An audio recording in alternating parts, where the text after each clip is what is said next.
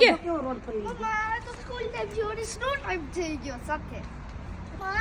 સ્કૂલે જવાનું થયું અને સ્નો ચાલુ થઈ ગયો. સ્કૂલે જવાનું થયું સ્નો ચાલુ થઈ ગયો ને હા તો કે મજા આવશે સ્નો માં. હા ફાઈન.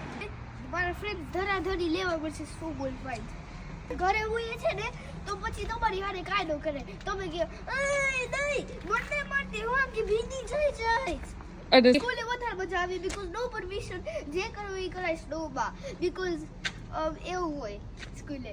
અને ઘરમાં હું પરમિશન લેવી પડે એમ. હા કોઈ ફેંકાય જ નહીં બોલ.